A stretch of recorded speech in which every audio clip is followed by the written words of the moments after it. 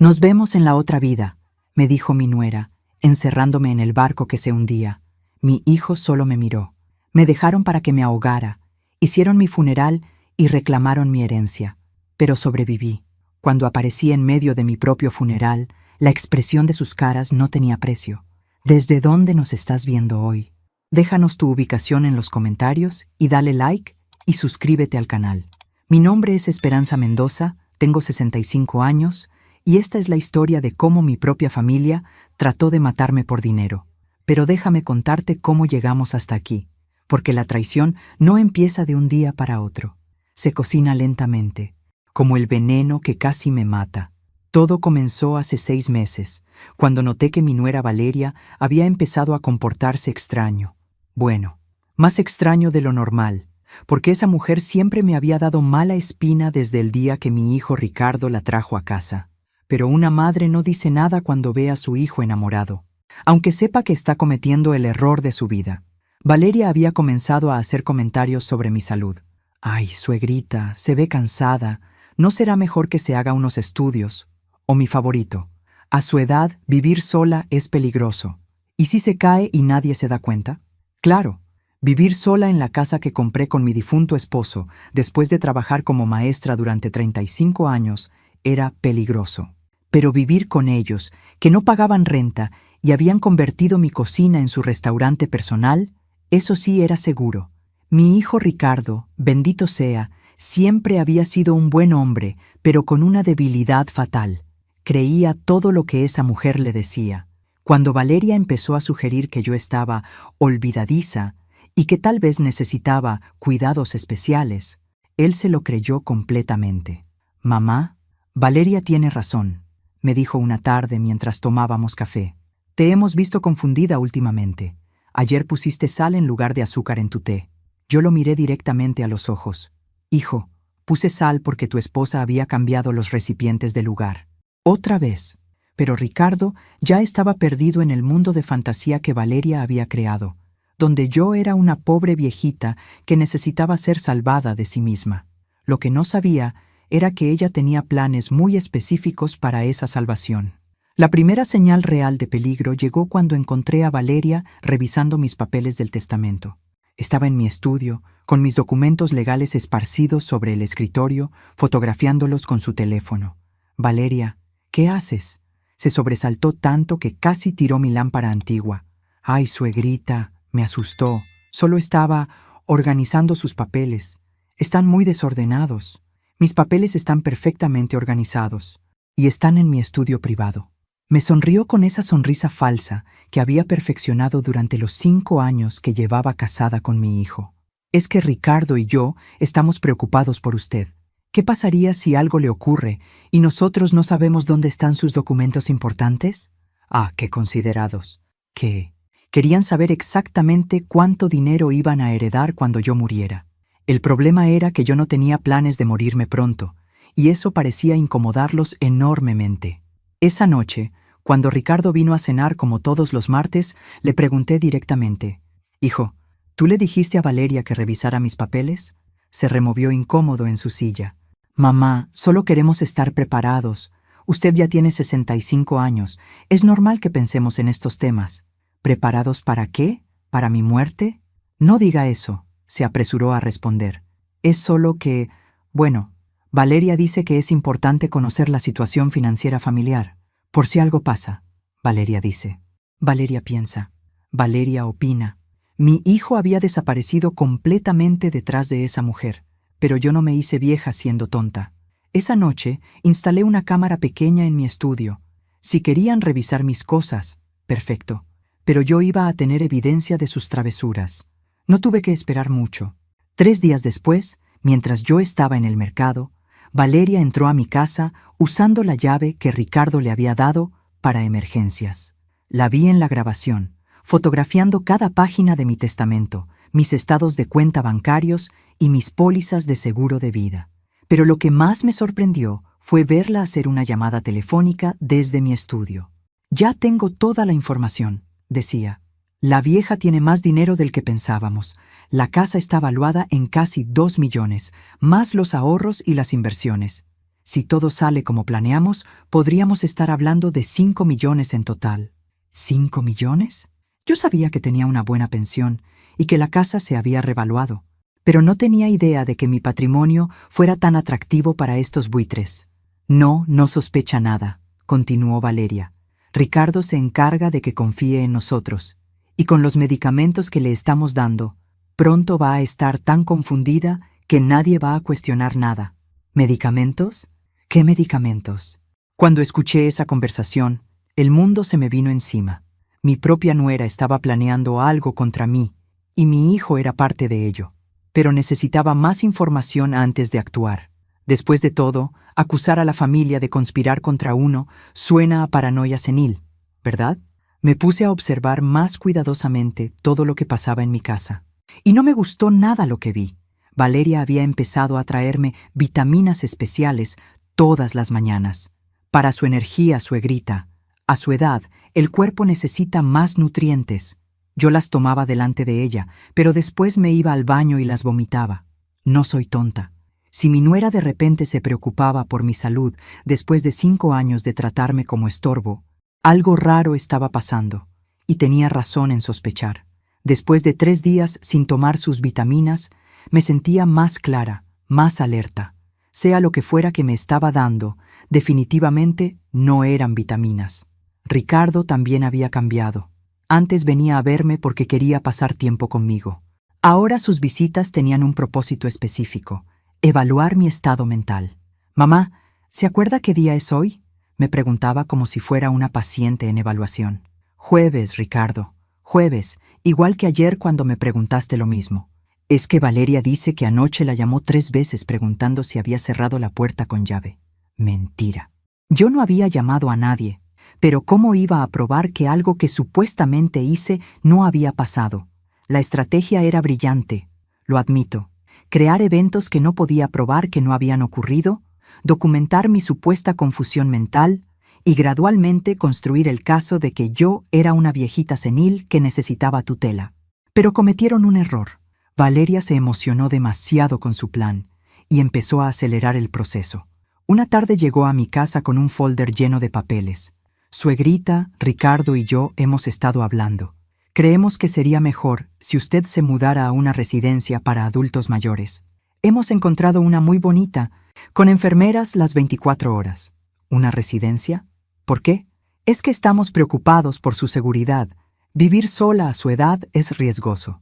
Y honestamente, su voz tomó ese tono condescendiente que tanto odiaba. Creemos que necesita supervisión médica. Le arrebaté los papeles. Eran documentos de admisión a un asilo geriátrico. Ya tenían mi información personal completa, mis datos médicos, y hasta habían programado una evaluación de ingreso para la próxima semana. ¿Quién te dijo que puedes tomar decisiones sobre mi vida? Valeria suspiró dramáticamente. Suegrita, sabemos que esto es difícil de aceptar, pero es lo mejor para todos. Ricardo está muy estresado preocupándose por usted todo el tiempo. ¿Dónde está Ricardo? ¿Él sabe de esto? Claro que sabe. De hecho, fue idea suya. Esa fue la puñalada más profunda. Mi propio hijo, el niño que crié sola después de que su padre murió en un accidente, quería encerrarme en un asilo para quedarse con mi herencia. Esa noche Ricardo vino a cenar, como siempre, pero esta vez yo estaba preparada. Hijo, Valeria dice que quieres meterme en un asilo. Ricardo ni siquiera me miró a los ojos. Mamá, no es un asilo, es una residencia muy bonita. Van a cuidarla mejor de lo que nosotros podemos. ¿Nosotros? Ustedes no me cuidan. Yo me cuido sola perfectamente bien. Mamá, la semana pasada se olvidó del gas prendido. Pudo haber una explosión. Otra mentira. Yo nunca me olvidaba del gas, pero aparentemente en el mundo de Valeria y Ricardo, yo era una bomba de tiempo viviente. Ricardo, mírame a los ojos y dime la verdad. ¿Esto es porque realmente crees que estoy mal? ¿O porque quieren mi casa y mi dinero? Por un segundo, vi culpa en su mirada. Pero Valeria había hecho bien su trabajo lavándole el cerebro. Mamá, no todo es sobre dinero, es sobre su bienestar. Mentiroso. Todo era sobre dinero. Y esa noche decidí que si querían jugar sucio, yo también podía hacerlo. Contraté a un investigador privado, un ex policía llamado Miguel Herrera. Le conté toda la situación y le pedí que investigara qué exactamente estaban planeando Valeria y Ricardo. Miguel tenía 15 años de experiencia investigando fraudes familiares. Señora Mendoza, lo que me describe es un patrón clásico: aislamiento, manipulación psicológica, medicación no autorizada y presión para firmar documentos legales. ¿Ha revisado si han hecho cambios a sus seguros de vida o cuentas bancarias? No había revisado, pero esa tarde fui directamente al banco. Señora Mendoza, me dijo la gerente, su hijo vino la semana pasada con un poder notarial. Dijo que usted estaba enferma y que necesitaba manejar sus finanzas. ¿Un poder notarial? Yo nunca había firmado ningún poder notarial. ¿Puedo ver el documento? Cuando vi mi supuesta firma, casi me da un infarto. Era perfecta, demasiado perfecta. Alguien había practicado mucho para falsificar mi letra. Necesito que congelen todas mis cuentas inmediatamente, le dije. Ese documento es falso. La gerente me miró con la expresión que reservan para los viejitos confundidos, que no recuerdan lo que firmaron. Señora, ¿está segura? El documento parece estar en orden. Estoy completamente segura. Quiero que todo esté congelado hasta que mi abogado revise esto. Esa noche contraté al mejor abogado de la ciudad. El licenciado Raúl Vega tenía 30 años de experiencia en casos de abuso de ancianos y fraude familiar. Señora Mendoza, me dijo después de revisar toda la documentación, lo que su familia está haciendo es un delito federal. Falsificación de documentos, fraude financiero y posible envenenamiento. Tenemos bases sólidas para una demanda criminal. Pero yo no quería solo justicia legal. Quería que pagaran por traicionarme. Y tenía un plan para eso. Miguel, mi investigador, resultó ser tan bueno como prometía. En 2 semanas tenía evidencia de todo lo que Valeria y Ricardo habían estado planeando. Y era peor de lo que imaginaba. No solo habían falsificado documentos para acceder a mis cuentas bancarias, también habían contactado a una empresa de bienes raíces para tasar mi casa. Habían averiguado sobre mis seguros de vida y, lo más perturbador de todo, habían estado investigando métodos para acelerar mi muerte que parecieran naturales. Miguel me mostró los mensajes de texto que había interceptado entre Valeria y una mujer llamada Carmen, que aparentemente era enfermera en el hospital. Carmen, los medicamentos que me pediste van a hacer que se vea confundida y débil, pero no van a matarla rápido. Valeria, ¿cuánto tiempo? Carmen, 6 meses, tal vez 1 año, depende de su resistencia. Valeria, necesito algo más rápido. La vieja está empezando a sospechar. 6 meses. Habían calculado cuánto tiempo me tomaría morirme con su método actual y decidieron que era demasiado lento. ¡Qué encantador! Pero el mensaje que realmente me heló la sangre fue el siguiente. Carmen, si quieren algo más rápido, tienen que hacer que parezca un accidente. Ahogamiento es lo más fácil de simular en alguien de su edad. Valeria, ¿cómo? Carmen, llevarla a algún lugar cerca del agua. Una caída accidental, pánico, inhala agua. A su edad y con los medicamentos en su sistema, nadie va a hacer demasiadas preguntas. Ahogamiento. Querían ahogarme. Miguel me entregó toda la evidencia en un sobre manila. Señora Mendoza, con esto puede meterlos en la cárcel por muchos años, pero necesita actuar rápido. Según estos mensajes, están planeando algo para este fin de semana. Este fin de semana. Era jueves.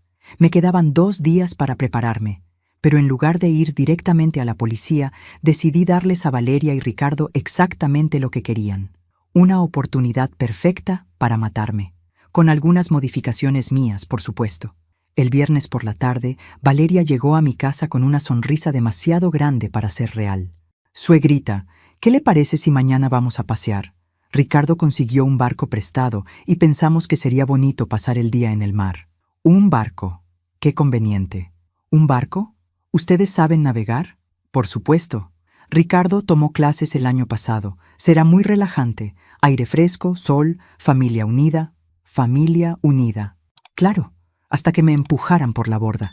Me parece una idea maravillosa, le dije con mi mejor sonrisa de abuela inocente. ¿A qué hora? Temprano, a las 8. Así aprovechamos todo el día. Temprano, cuando no hubiera muchos otros barcos por ahí.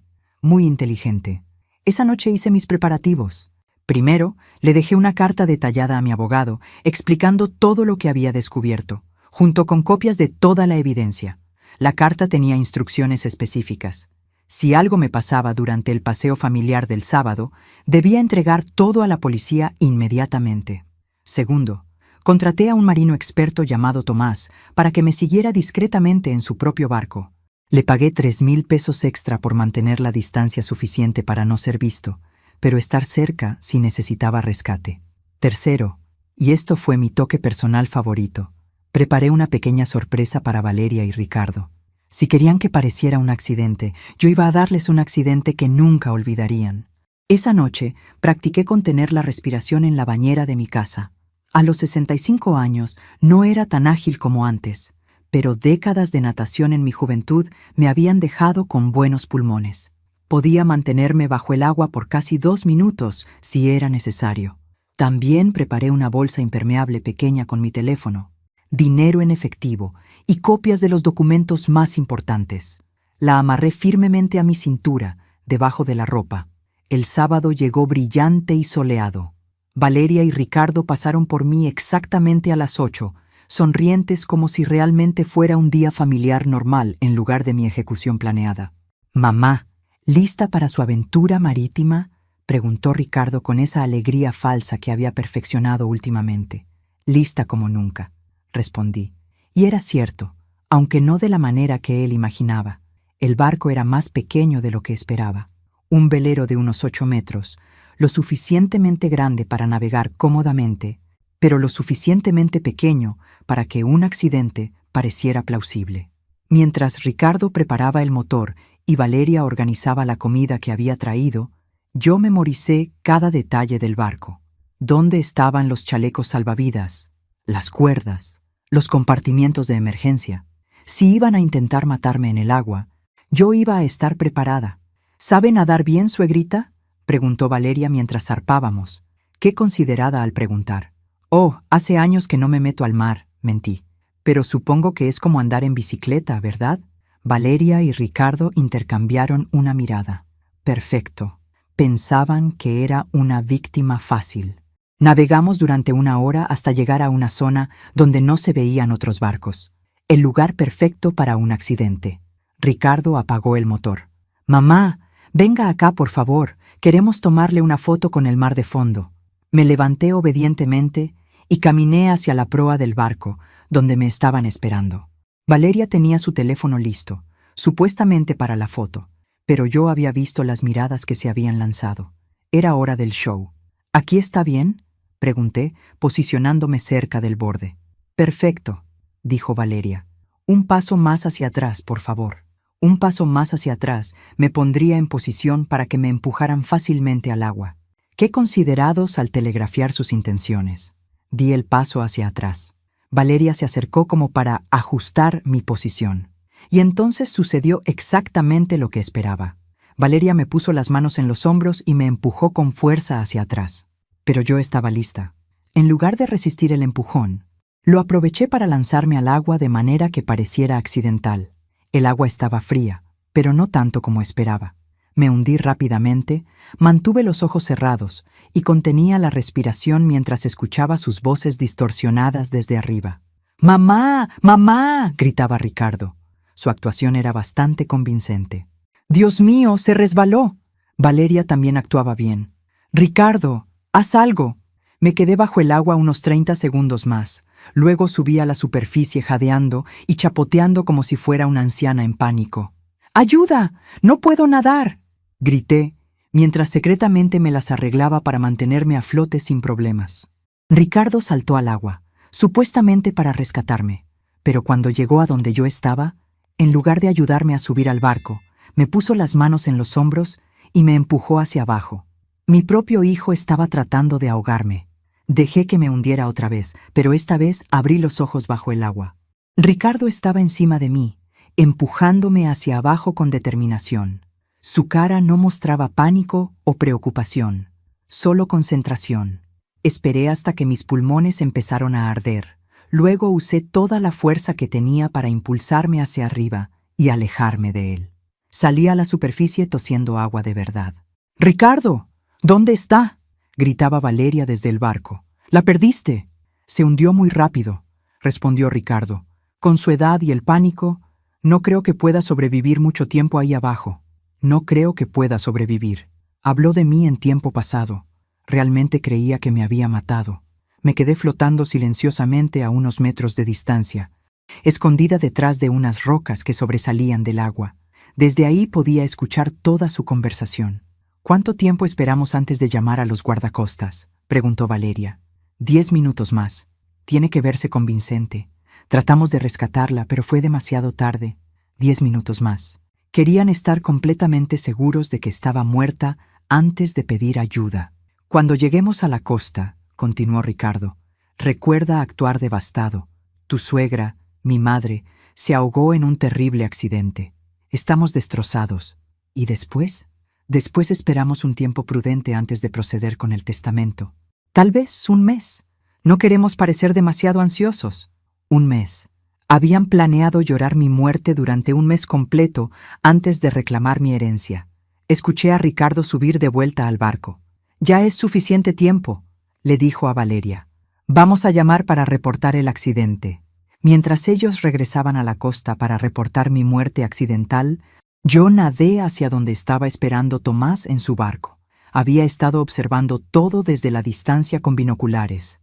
«¿Está bien, señora Mendoza?», me preguntó mientras me ayudaba a subir. «Perfectamente bien», le dije mientras me secaba. «¿Grabaste todo?». «Cada segundo. Su hijo realmente trató de ahogarla». «Excelente». Ahora viene la parte divertida. Tomás me llevó a un puerto diferente, donde Miguel me estaba esperando con ropa seca y el siguiente paso del plan. «Todo salió exactamente como predijimos», me informó Miguel.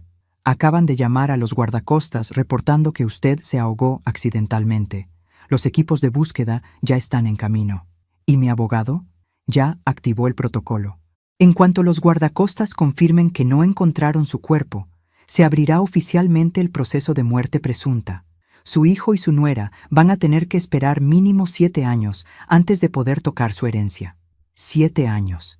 Era un buen comienzo, pero yo tenía planes más inmediatos. «Miguel, ¿ya está todo preparado para el funeral?». Miguel sonrió. «Su funeral va a ser mañana a las 3 de la tarde. Ricardo insistió en que fuera rápido, para no prolongar el sufrimiento, según dijo. Qué considerado de su parte querer enterrar rápidamente la evidencia de su crimen. Perfecto. ¿Y la otra parte del plan? Todos los medios de comunicación van a estar ahí. Ricardo y Valeria van a dar entrevistas sobre la tragedia familiar. Van a actuar como los parientes dolientes». «Excelente.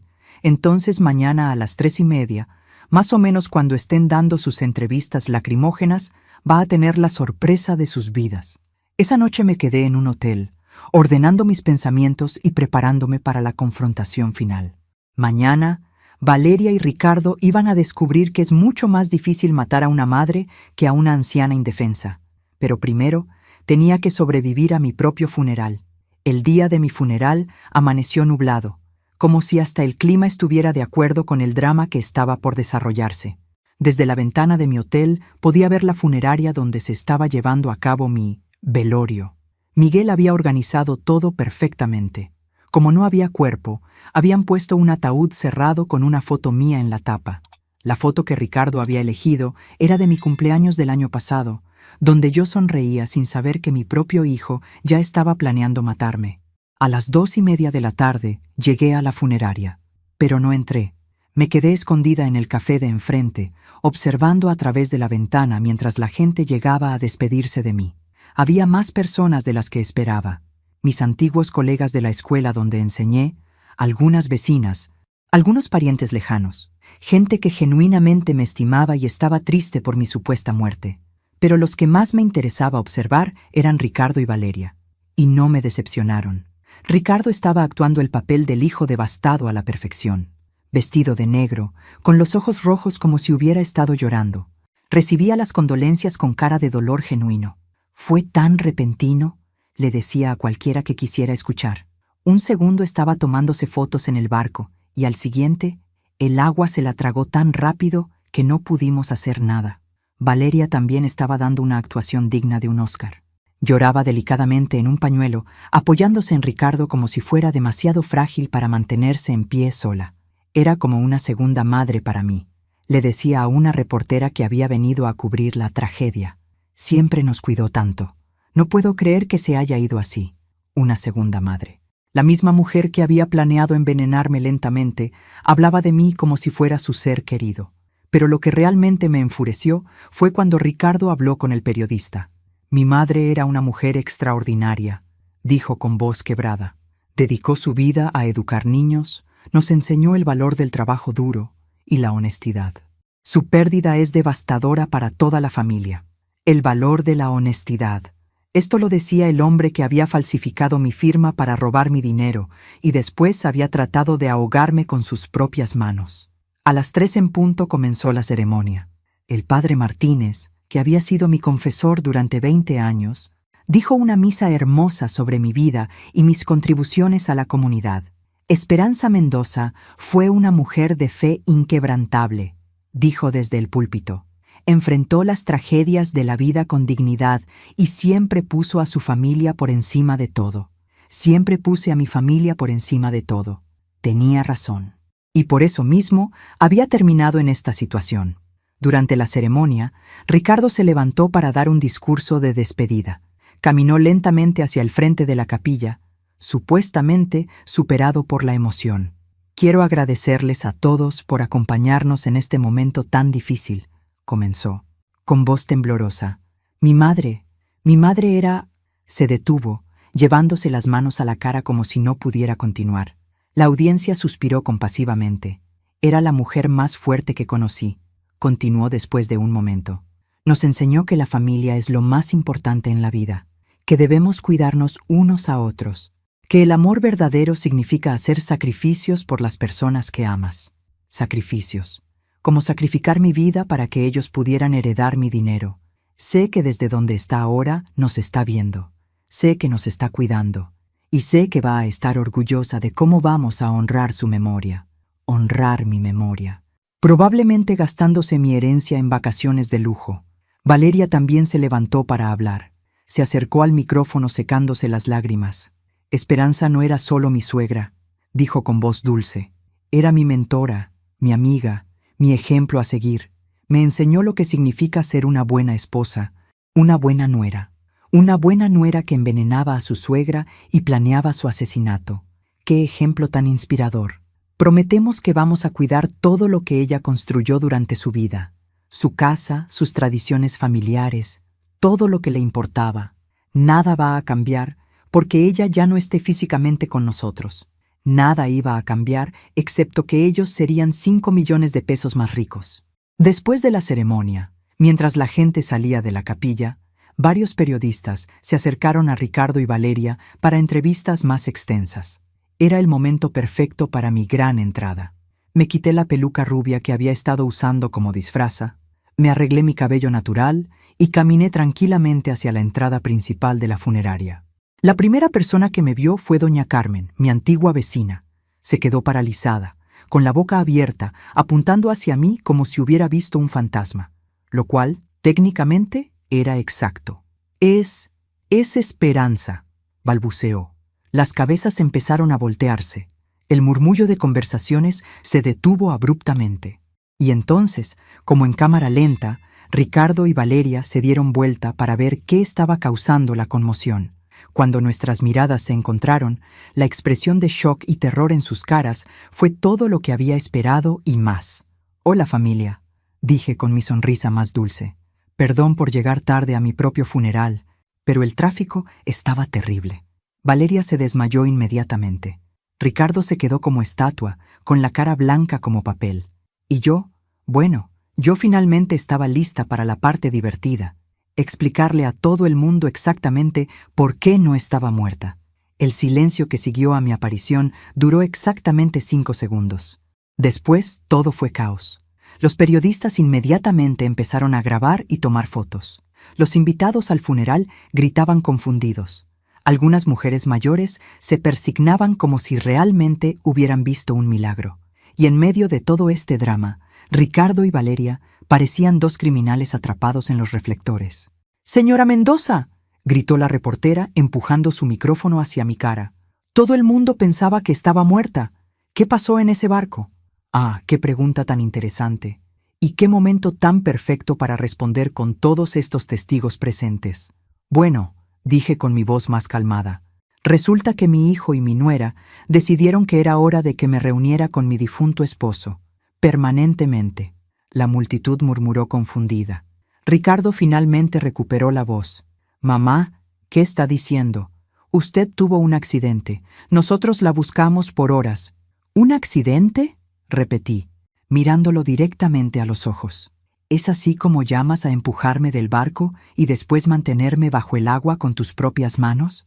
El murmullo de la multitud se volvió más fuerte. Las cámaras se enfocaron en Ricardo, cuya cara había pasado del blanco al gris cenizo.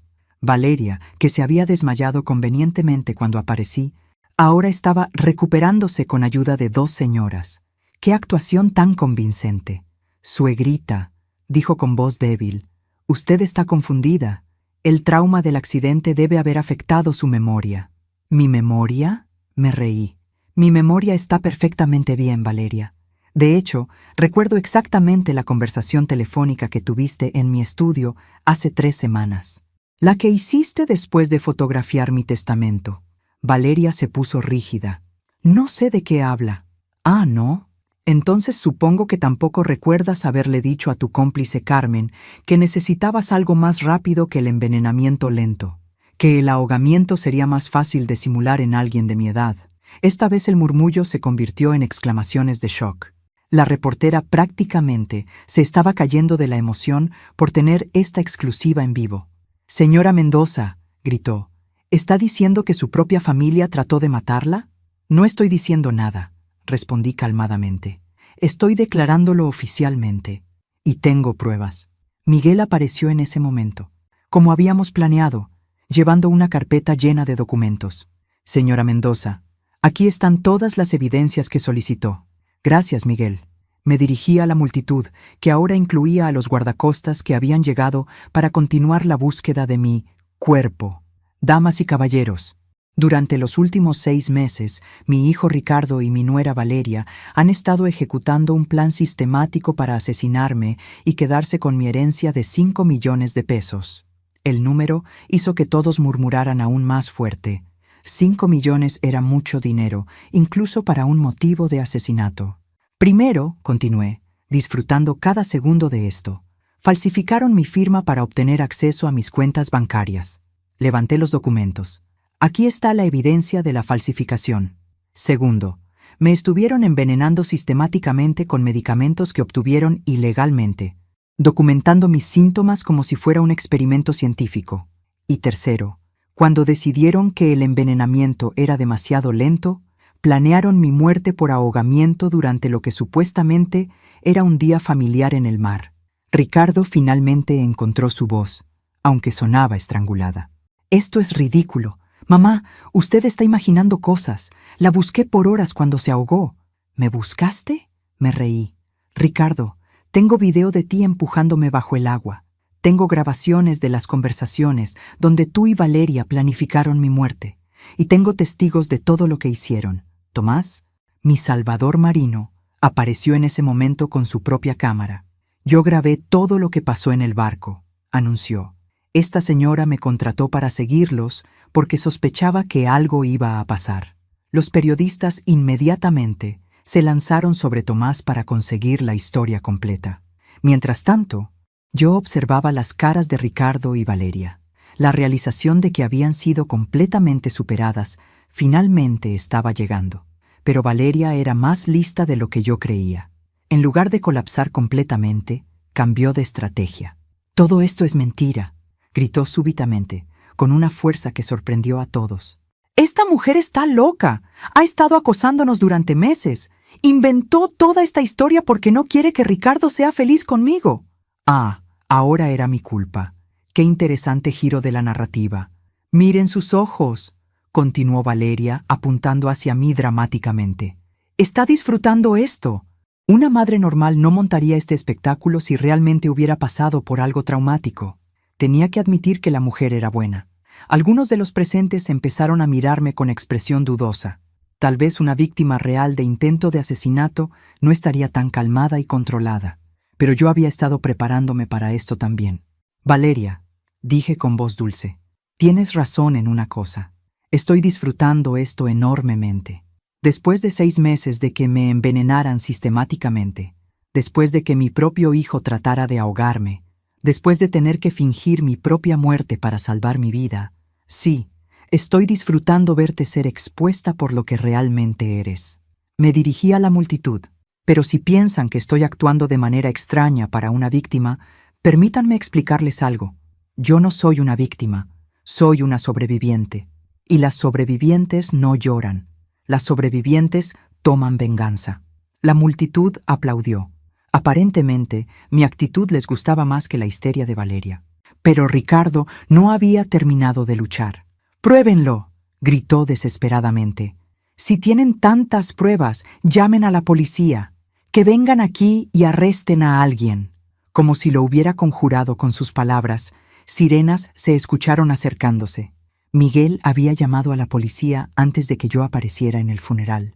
Por supuesto, todo había sido coreografiado perfectamente. 3 patrullas se detuvieron frente a la funeraria. El inspector Ramírez, a quien yo conocía desde que era detective junior, bajó del primer auto con una expresión muy seria.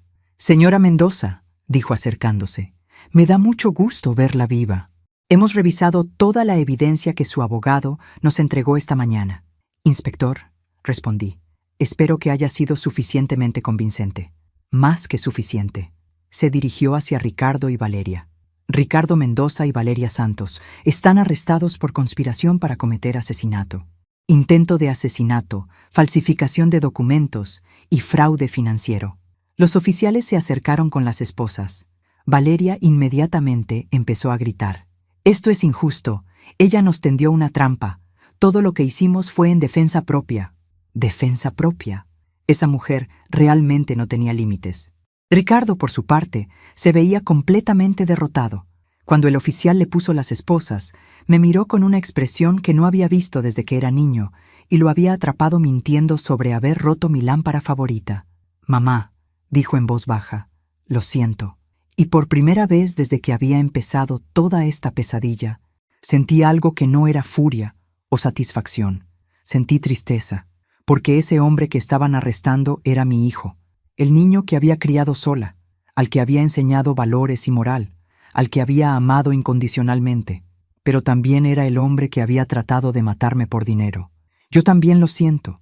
«Ricardo», le respondí, «siento que hayas elegido el dinero por encima de tu madre». Después de que se llevaron arrestados a Ricardo y Valeria, la funeraria se vació lentamente. Los periodistas se fueron corriendo a escribir sus historias sobre la mujer que apareció en su propio funeral.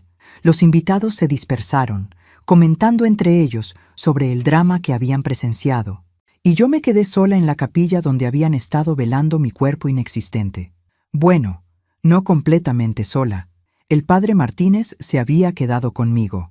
«Esperanza», me dijo sentándose a mi lado en la primera banca, «¿cómo te sientes?». Era una pregunta más complicada de lo que parecía. ¿Cómo me sentía después de descubrir que mi hijo había planeado matarme? ¿Después de tener que fingir mi propia muerte para salvar mi vida? ¿Después de ver arrestar a mi única familia? «Libre», respondí después de pensarlo un momento. «Por primera vez en meses me siento completamente libre». El padre Martínez asintió comprensivamente. «El perdón va a ser un proceso largo, padre.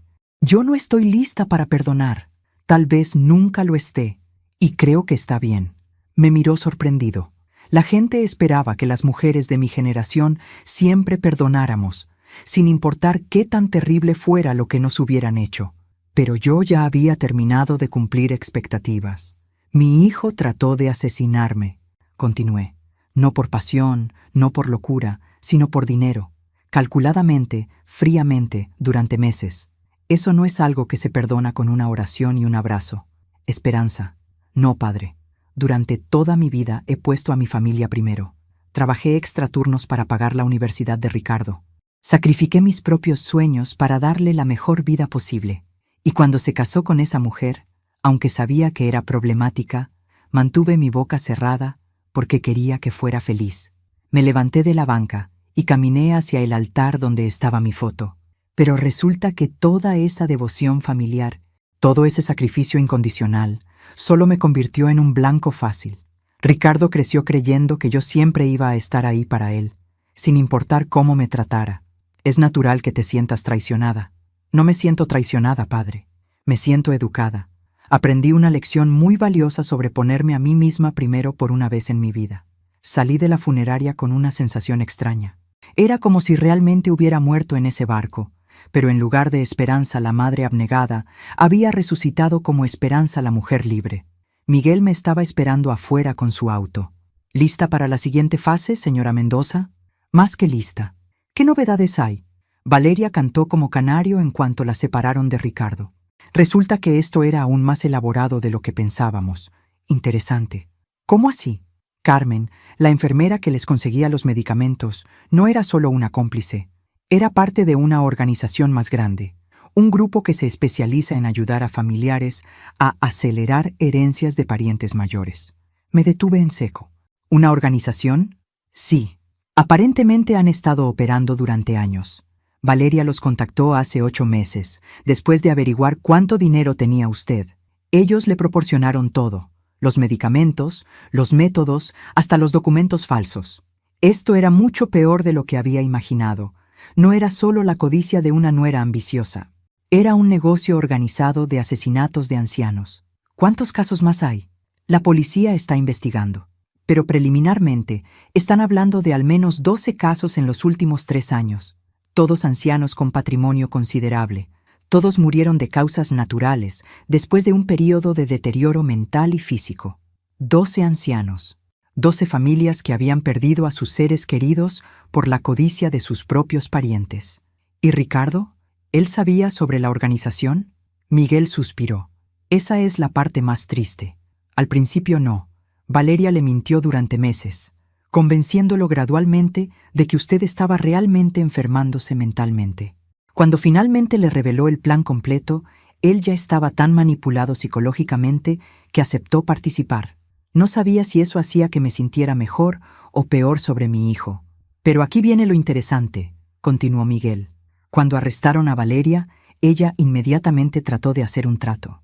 Dijo que tenía información sobre casos que las autoridades ni siquiera habían descubierto aún. Y le ofrecieron una reducción de sentencia a cambio de toda la información. Pero hay una condición. ¿Cuál? Necesitan que usted coopere con la investigación federal. Van a requerir su testimonio para desmantelar toda la operación federal. Esto había escalado mucho más allá de mi drama familiar personal. ¿Qué tipo de cooperación? Testificar en al menos 6 casos diferentes. Posiblemente reunirse con otras familias víctimas para ayudarles a entender qué les pasó a sus seres queridos. Y probablemente aparecer en medios para advertir a otros sobre estas organizaciones. ¿Cuánto tiempo tomaría esto? Mínimo 1 año. Posiblemente 2. 1 año dedicado a ayudar a otras familias que habían pasado por lo mismo que yo. 1 año siendo la cara pública de la lucha contra el abuso de ancianos. No era exactamente la jubilación tranquila que había planeado. Pero después de lo que había pasado, la idea de una jubilación tranquila me parecía aburrida. Miguel, acepto, pero tengo una condición propia. ¿Cuál? Quiero que establezcan un fondo con el dinero confiscado de esta organización. Un fondo para ayudar a otros ancianos que puedan estar en situaciones similares. Y quiero administrarlo personalmente. Miguel sonrió. Eso se puede arreglar. Esa noche, en mi hotel, recibí una llamada inesperada. Era Ricardo, llamando desde la cárcel. «Mamá, ¿puedes venir a visitarme?» «¿Para qué, Ricardo?» «Para que hablemos, para que me dejes explicarte». «¿Explicarme qué? ¿Cómo decidiste que mi dinero valía más que mi vida?» Silencio del otro lado de la línea. «Mamá, yo no quería que pasara así. Al principio solo íbamos a conseguir que te declararan incompetente para poder manejar tus finanzas. El asesinato, eso no era parte del plan original. Ah, entonces solo querían robarme y encerrarme en un asilo. Qué alivio saber que el asesinato fue una mejora posterior al plan. Mamá, por favor. Ricardo, te voy a decir algo que tal vez no quieres escuchar, pero necesitas entenderlo. ¿Qué? Tú no eres mi familia anymore. Mi familia no habría hecho lo que tú hiciste. Mi familia no me habría traicionado por dinero. Tú eres solo un extraño que comparte mi apellido. Mamá, no digas eso. Ya lo dije. Y es la verdad. Cuando decidiste matarme, dejaste de ser mi hijo. y yo dejé de ser tu madre. Colgué el teléfono y lo apagué. Por primera vez en 42 años de ser madre, me sentí completamente libre de esa responsabilidad. Era aterrador, pero también era liberador. 3 meses después del funeral, que no fue mi funeral, mi vida había cambiado completamente. Ya no era solo Esperanza Mendoza, la maestra jubilada que casi fue asesinada por su familia. Ahora era Esperanza Mendoza, la sobreviviente que estaba ayudando a desmantelar una red nacional de asesinatos de ancianos. Mi casa se había convertido en una especie de cuartel general. Todos los días llegaban investigadores federales, abogados, periodistas y, lo más importante, familias de otras víctimas que finalmente estaban obteniendo respuestas sobre las muertes misteriosas de sus seres queridos. La señora García llegó un martes por la mañana con fotos de su esposo. Don Felipe empezó a actuar extraño hace 2 años. Me contó mientras tomábamos café en mi sala. De repente se volvió olvidadizo, confundido. Nuestro hijo nos convenció de que necesitaba cuidado médico especial. ¿Susón contrató enfermeras privadas?, le pregunté. Sí, exactamente. Decían que eran especialistas en demencia senil, pero ahora que escuché su historia, Felipe nunca tuvo demencia. Lo estaban envenenando. Era la 18ª familia que venía a verme con una historia similar. 18 ancianos que habían sido asesinados sistemáticamente por sus propios hijos, con ayuda de la misma organización criminal que había tratado de matarme a mí.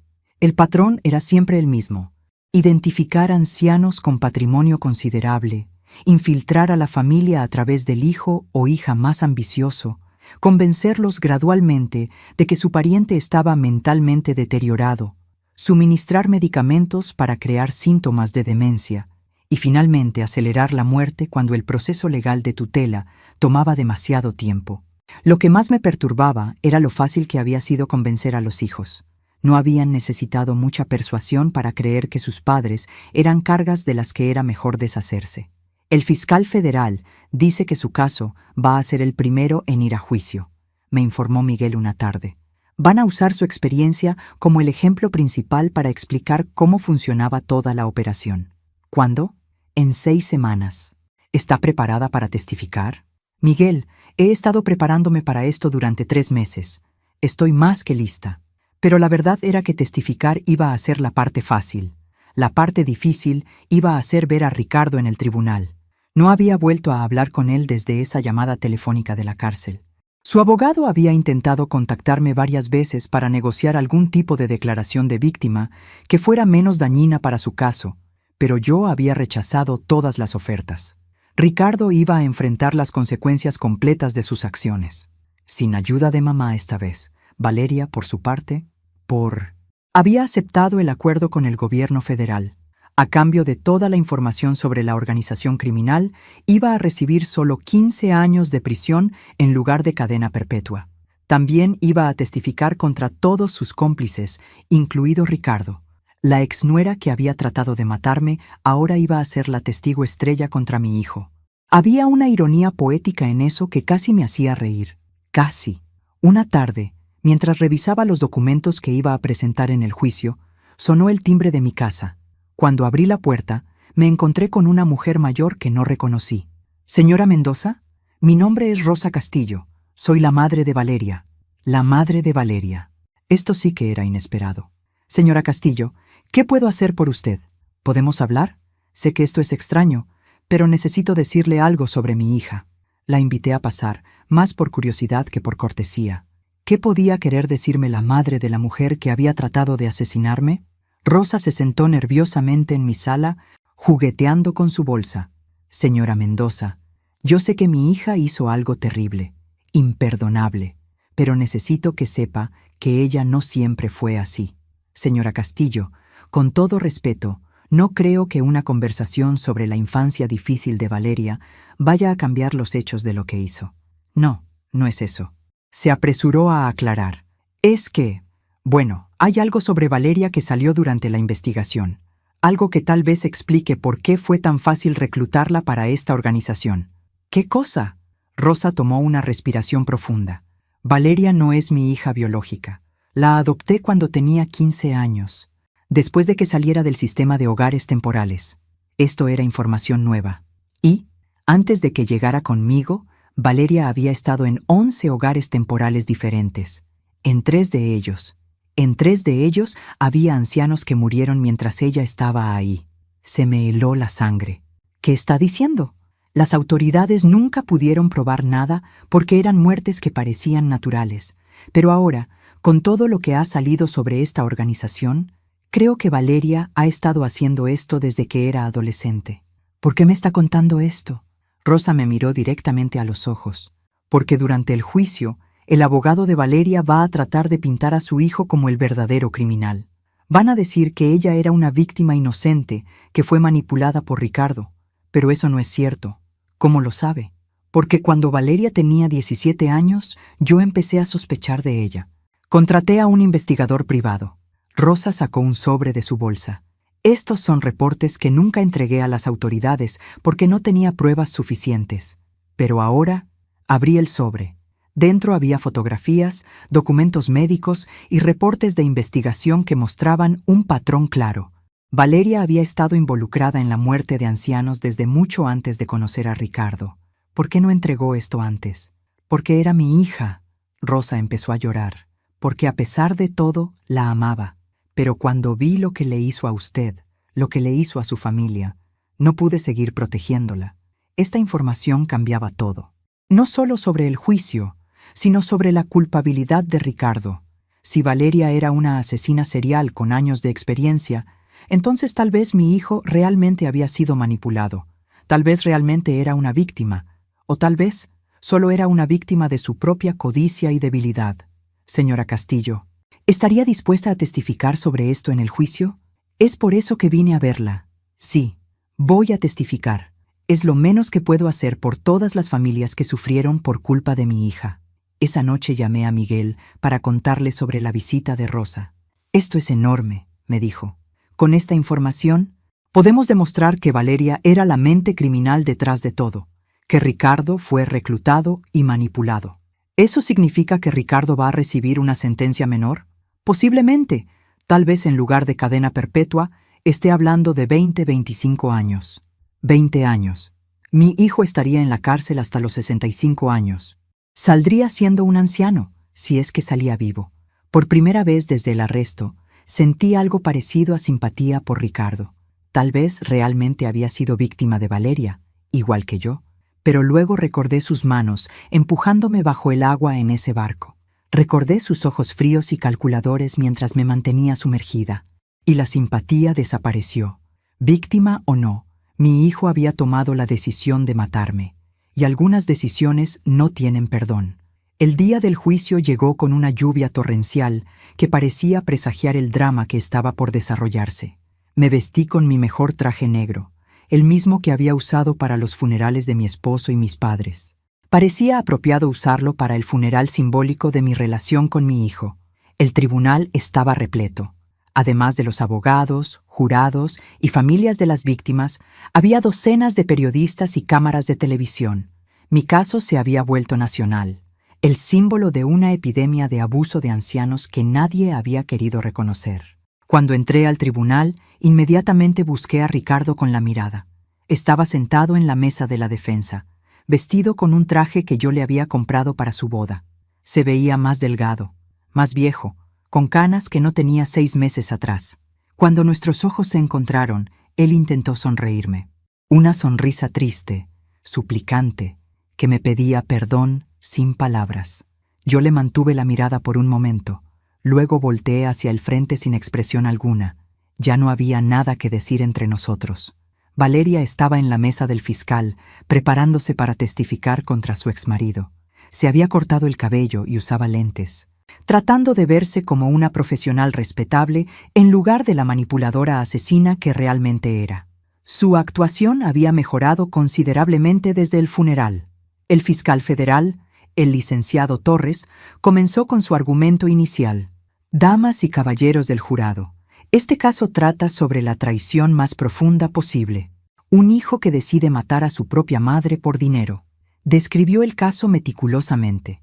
Los medicamentos, la falsificación de documentos, el intento de asesinato en el barco, todo respaldado por evidencia irrefutable. Pero este no es solo el caso de una familia disfuncional, continuó Torres. Es el caso de una organización criminal que ha estado operando durante años, asesinando sistemáticamente a ancianos vulnerables con la ayuda de sus propios familiares. El abogado defensor de Ricardo, el licenciado Morales, presentó una estrategia que yo ya esperaba. Ricardo como víctima de Valeria. Mi cliente fue manipulado psicológicamente por una mujer que resulta ser una asesina serial, argumentó Morales. Ricardo Mendoza no es un criminal, es otra víctima de Valeria Santos. Cuando llegó mi turno de testificar, caminé hacia el estrado sintiendo las miradas de todos en la sala. Este era el momento que había estado esperando durante meses. Mi oportunidad de contar la verdad completa sobre lo que había pasado. Señora Mendoza, comenzó el fiscal Torres, por favor cuéntele al jurado cómo comenzó a sospechar que algo andaba mal. Relaté toda la historia desde el principio. Las vitaminas extrañas, los documentos falsificados, la conversación telefónica que había escuchado a escondidas. ¿En algún momento confrontó a su hijo directamente sobre sus sospechas? Sí. Le pregunté si todo esto era porque realmente creía que yo estaba enferma o porque querían mi casa y mi dinero. ¿Qué respondió? Me dijo que no todo era sobre dinero, que era sobre mi bienestar, pero vi culpa en sus ojos. Sabía que estaba mintiendo. Señora Mendoza, describa lo que pasó en el barco. Esta era la parte más difícil, describir cómo mi propio hijo había tratado de ahogarme. Valeria me empujó del barco, supuestamente por accidente. Cuando Ricardo saltó al agua para rescatarme, en lugar de ayudarme, me puso las manos en los hombros y me empujó hacia abajo. ¿No hay posibilidad de que estuviera realmente tratando de ayudarla? No. Abrí los ojos bajo el agua. Pude ver su cara. No había pánico. No había desesperación por salvarme. Solo concentración. Mi hijo estaba tratando de matarme y sabía exactamente lo que estaba haciendo. El silencio en el tribunal era total. Podía escuchar mi propia respiración magnificada en el micrófono. ¿Cómo se siente usted hacia su hijo ahora? Miré directamente a Ricardo antes de responder. Ya no tengo un hijo. El hombre que me crió murió el día que decidió que mi dinero valía más que mi vida. Ricardo se cubrió la cara con las manos. No pude distinguir si estaba llorando o simplemente no podía soportar mirarme. El contrainterrogatorio del abogado defensor fue exactamente lo que esperaba. Intentos de pintarme como una víctima confundida que había malinterpretado las intenciones de su hijo. Señora Mendoza, ¿no es posible que el trauma del accidente haya afectado su percepción de los eventos? Licenciado, yo tengo 65 años, no 95. Mi mente está perfectamente clara. Y no hubo ningún accidente. Hubo un intento de asesinato. Pero usted admite que había tenido problemas de salud en los meses anteriores. Problemas de salud causados por el envenenamiento sistemático que su cliente y su esposa me estaban administrando. Señora Mendoza, ¿es posible que su hijo realmente estuviera preocupado por su bienestar y que las acciones que usted interpreta como maliciosas fueron realmente intentos mal dirigidos de ayudarla? Me reí. Literalmente, me reí en el tribunal. Licenciado, ¿usted cree que falsificar mi firma para robar mi dinero fue un intento de ayudarme? ¿Que envenenarme durante meses fue medicina? ¿Que mantenerme bajo el agua hasta que casi me ahogo fue rescate acuático? Señora Mendoza, no, licenciado. No insulte mi inteligencia ni la del jurado. Su cliente no es una víctima. Es un criminal que trató de matar a su propia madre por dinero. Y si quiere intentar convencer a alguien de lo contrario, va a tener que trabajar mucho más duro que eso. Cuando terminé de testificar y regresé a mi asiento, me sentí aliviada. Por fin había dicho públicamente todo lo que necesitaba decir. Por fin había confrontado a Ricardo con la verdad completa de lo que había hecho, pero el drama real estaba por comenzar. Porque ahora era el turno de Valeria de testificar contra Ricardo. Y después de las revelaciones de su madre adoptiva, yo sabía que iba a ser una actuación magistral. La mujer que había orquestado mi casi asesinato estaba a punto de destrozar la vida de mi hijo.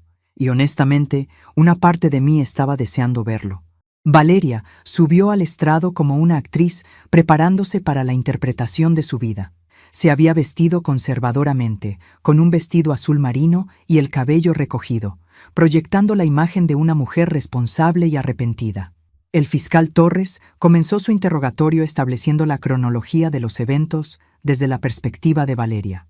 Ella confesó todo: el envenenamiento, la falsificación de documentos, el plan de asesinato, pero cada confesión venía acompañada de una justificación que pintaba a Ricardo como el verdadero cerebro criminal. Ricardo me convenció de que su madre estaba sufriendo, declaró con voz temblorosa. Decía que ella había perdido la razón, que no recordaba cosas básicas, que era peligroso dejarla sola. ¿Pero usted sabía que los síntomas eran causados por los medicamentos que le estaban dando?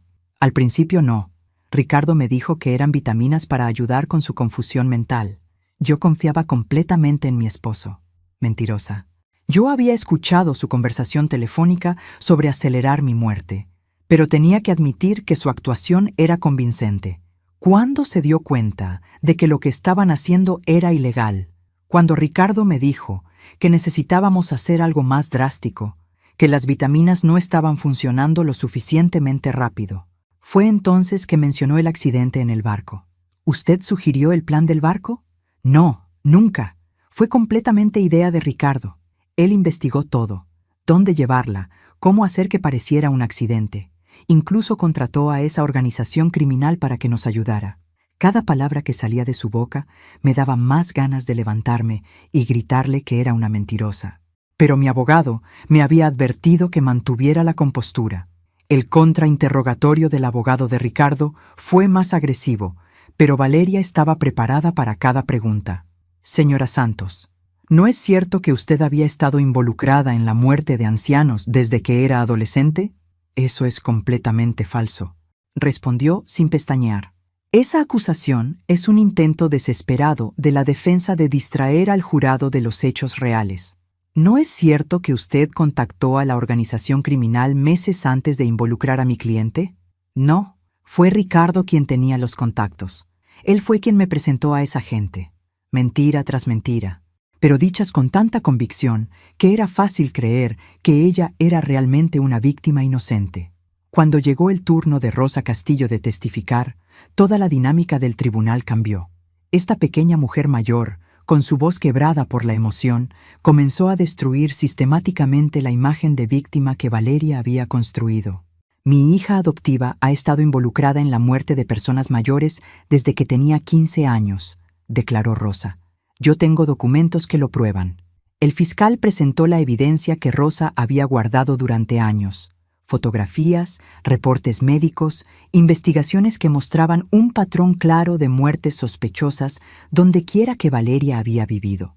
¿Por qué no presentó esta evidencia antes? Porque era mi hija. Rosa comenzó a llorar. Porque a pesar de todo la amaba, pero no podía seguir permitiendo que lastimara a más familias. La revelación causó un murmullo en todo el tribunal. Los periodistas garabateaban furiosamente. El abogado de Ricardo sonreía por primera vez desde que había comenzado el juicio. Pero la bomba real vino cuando Rosa testificó sobre una conversación que había tenido con Valeria 2 semanas antes de mi casi asesinato. Valeria me llamó para contarme sobre su plan, declaró Rosa. Estaba emocionada. Decía que por fin había encontrado la víctima perfecta, una vieja rica con un hijo débil que podía manipular fácilmente. ¿Ella describió a la señora Mendoza como víctima perfecta? Sus palabras exactas fueron: esta vieja está tan sola y desesperada por atención familiar que va a creer cualquier cosa que le diga su nuera amorosa. Y su hijo es tan débil que con un poco de presión psicológica va a hacer lo que yo quiera. Miré hacia Ricardo. Su cara se había puesto blanca como papel.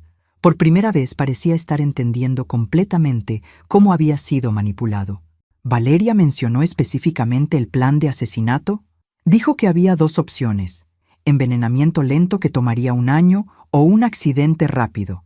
Prefería el accidente porque sería más limpio y podría empezar a disfrutar el dinero más pronto. El testimonio de Rosa fue devastador para la defensa de Valeria. Cuando terminó, ya no había duda de quién era realmente el cerebro criminal detrás de todo. Pero eso no cambiaba el hecho de que Ricardo había participado activamente en el intento de asesinato. Víctima de manipulación o no, había puesto sus manos en mis hombros y había tratado de ahogarme. Los argumentos finales fueron dramáticos. El fiscal pidió cadena perpetua tanto para Ricardo como para Valeria. El abogado de Ricardo pidió clemencia, argumentando que su cliente había sido víctima de una manipuladora experta. Cuando llegó el momento de las declaraciones finales de los acusados, Valeria mantuvo su actuación hasta el final.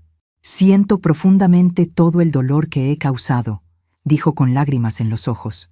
«Fui manipulada y coaccionada, pero eso no excusa mis acciones. Acepto toda la responsabilidad». Mentirosa hasta el final. Ricardo se levantó lentamente para su declaración final. Por primera vez en meses, me miró directamente a los ojos. «Mamá», comenzó, y su voz se quebró inmediatamente. «No hay palabras para lo que te hice. No hay excusas. No hay explicaciones que importen». Se detuvo, respiró profundo y continuó. «Sé que me odias. Sé que ya no soy tu hijo. Y tienes razón. El hombre que tú criaste nunca habría hecho lo que yo hice». Las lágrimas comenzaron a rodar por sus mejillas. Si pudiera regresar el tiempo, si pudiera deshacer todo, lo haría en un segundo. Pero no puedo. Solo puedo vivir con lo que hice por el resto de mi vida. Mamá, no te pido que me perdones, no me lo merezco. Solo te pido que sepas que el amor que sientes por mí, ese amor nunca fue falso. Yo te amaba, te amo, y eso hace que lo que hice sea aún más imperdonable. Se sentó sin pedirle clemencia al tribunal, sin tratar de minimizar sus acciones. Por primera vez en todo este proceso, había sonado como el hijo que yo había criado. La deliberación del jurado tomó 6 horas. Cuando regresaron, el veredicto fue claro. Valeria, culpable de todos los cargos. Ricardo, culpable de todos los cargos, pero con una recomendación de clemencia debido a las circunstancias atenuantes. Las sentencias fueron pronunciadas una semana después. Valeria recibió cadena perpetua sin posibilidad de libertad condicional. Ricardo recibió 25 años, con posibilidad de libertad condicional después de 15. Después de la sentencia, mientras salía del tribunal, Ricardo me alcanzó en los pasillos. Los guardias le permitieron acercarse para despedirse. «Mamá», me dijo, «voy a pasar el resto de mi vida tratando de entender cómo pude hacerte esto, y voy a pasar el resto de mi vida arrepintiéndome». Lo miré a los ojos. Este hombre que había sido mi bebé, mi niño, mi orgullo y mi mayor decepción. «Ricardo», le dije, «tal vez en 15 años, cuando salgas de la cárcel, tal vez entonces podamos hablar. Tal vez entonces pueda encontrar una manera de perdonarte. Pero hoy todavía siento tus manos empujándome bajo el agua». Él asintió, entendiendo. «Lo entiendo. Solo quiero que sepas que voy a usar estos años para convertirme en el hombre que tú pensabas que había criado». Fue la última vez que hablamos. 6 meses después, establecí la Fundación Esperanza Mendoza para víctimas de abuso de ancianos. Había decidido usar mi experiencia para ayudar a otras familias, para prevenir que más ancianos pasaran por lo que yo pasé. Mi casa ya no se siente vacía. Está llena de propósito, de visitantes que necesitan ayuda, de nuevas amistades que he hecho en este trabajo. ¿Me siento sola? A veces.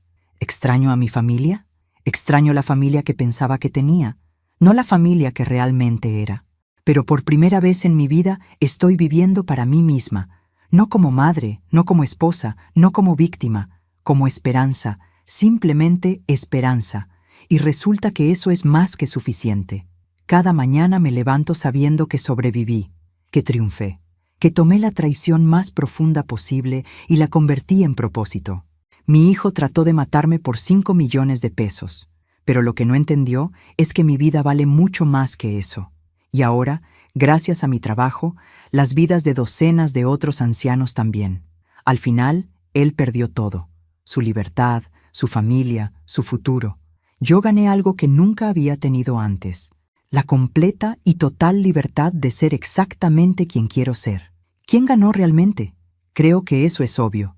Ahora cuéntame, ¿qué harías tú si descubrieras que tu propia familia está planeando traicionarte?